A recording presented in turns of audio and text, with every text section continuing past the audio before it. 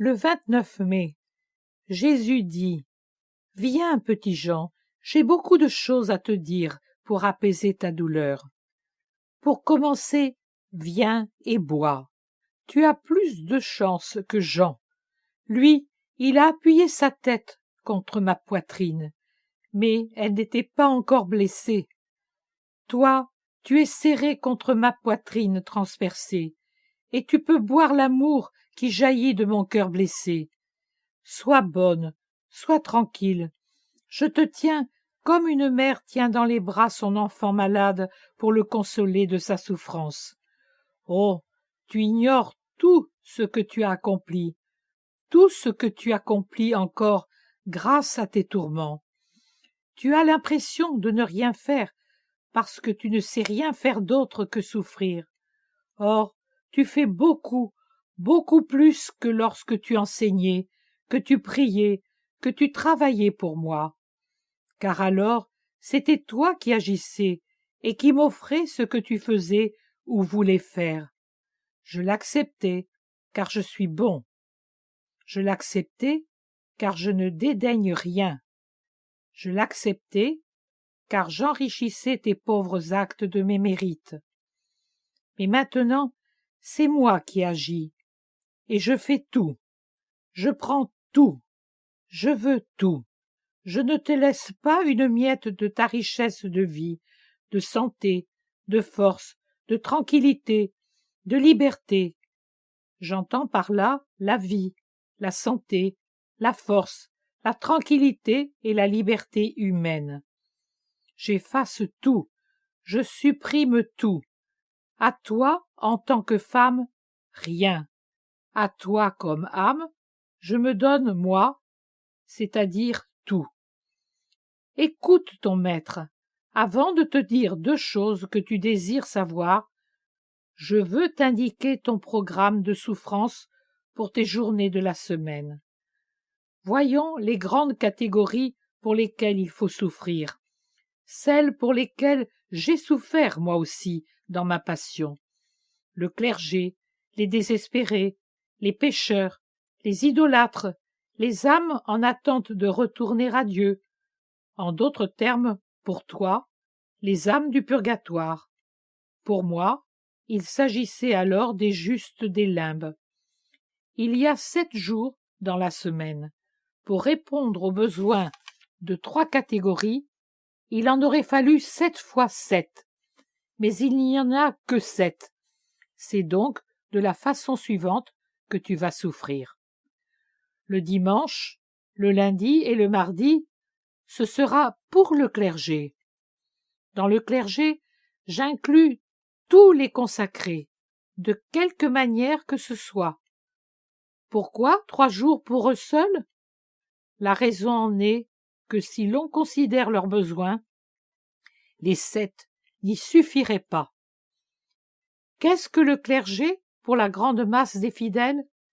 À quoi le comparerons-nous? Aux éléments vitaux. La vie aurait-elle pu venir sur la terre et y subsister sans lumière, sans chaleur, sans eau et sans air? Non, cela aurait été impossible. Eh bien, prends la Bible et lisons le premier chapitre. Que dit-il? Au commencement, Dieu créa le ciel et la terre. Le premier jour, il fit la lumière, car les ténèbres recouvraient la terre, et il ne peut y avoir de vie là où se trouvent les ténèbres perpétuelles. Le second jour, il dit qu'il y ait un firmament au milieu des eaux, et qu'il sépare les eaux d'avec les eaux, car il fallait de l'eau pour que la vie sur terre soit possible. Mais elle ne devait pas se trouver en totalité sur le globe ou dans le ciel.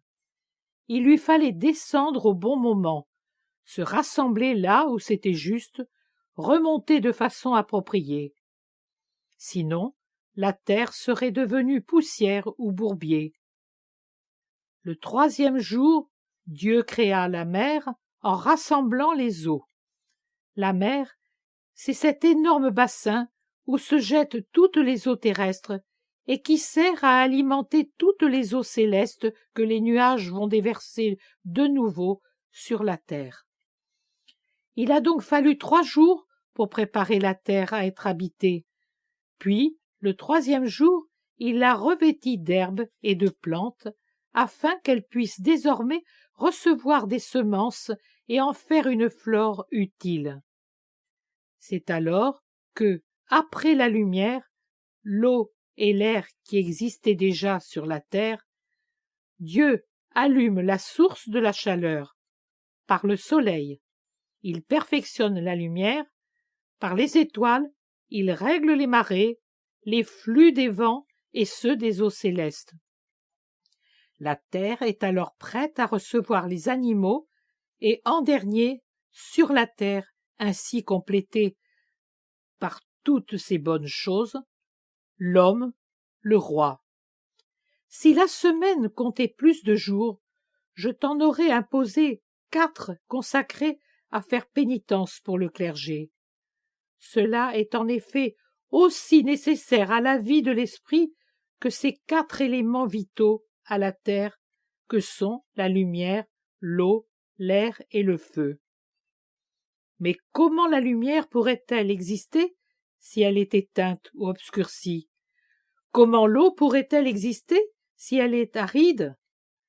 Comment pourrait-il y avoir une respiration si elle est elle-même asphyxiée?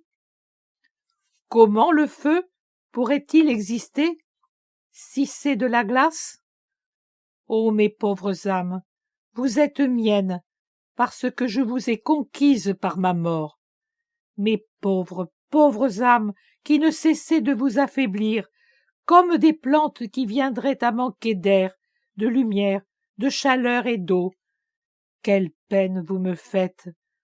Et quel mépris, quel dégoût je ressens pour ceux qui ne savent pas et ne veulent absolument pas absorber les 4 éléments vitaux pour vous les communiquer.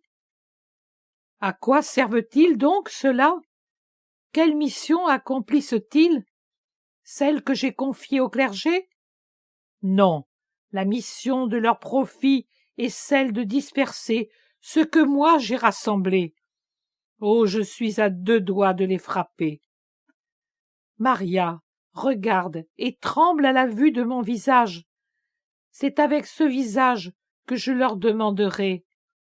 Qu'avez-vous fait de mes enfants, de mes agneaux? Où sont donc mes troupeaux? Pourquoi mes brebis sont-elles devenues des boucs sauvages?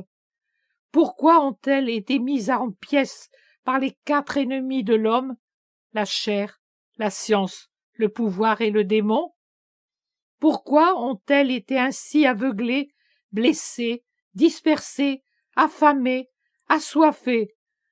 Pourquoi sont-elles devenues nues, analphabètes dans les réalités spirituelles, persécutées, abandonnées, au point d'avoir été obligées de crier « Dieu n'existe pas, puisque nous ne le voyons pas, nous ne l'entendons pas, nous ne le connaissons pas par les actes et la parole de ceux qui se prétendent prêtres de Dieu?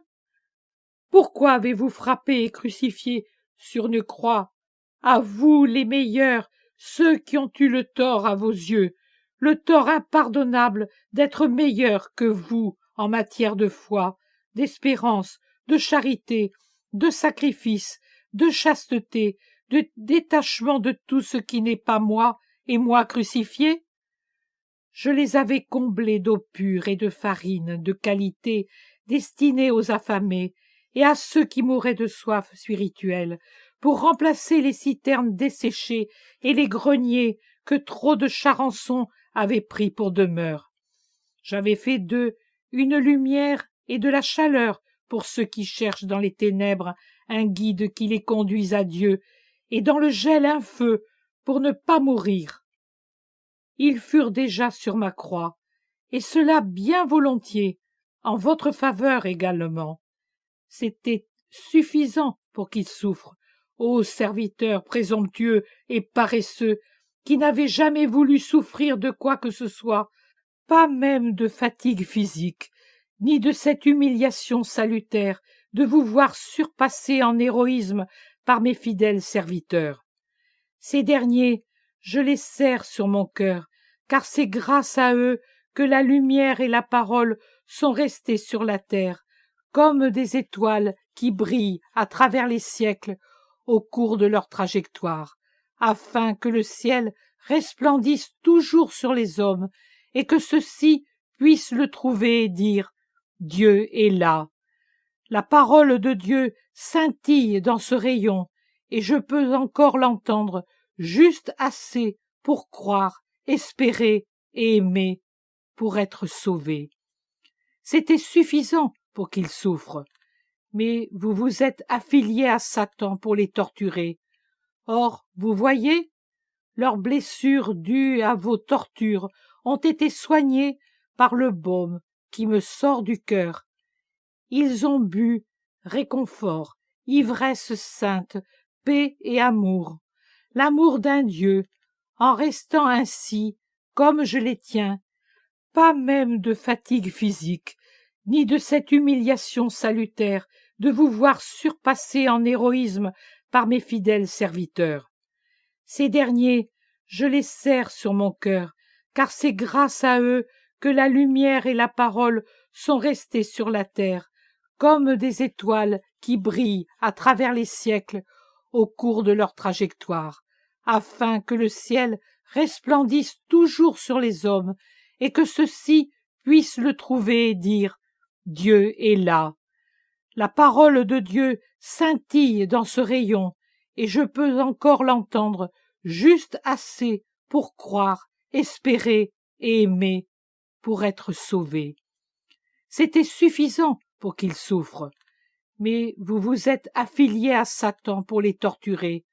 Or, vous voyez, leurs blessures dues à vos tortures ont été soignées par le baume qui me sort du cœur. Ils ont bu réconfort, ivresse sainte, paix et amour, l'amour d'un Dieu, en restant ainsi, comme je les tiens, serrés tout contre mon cœur.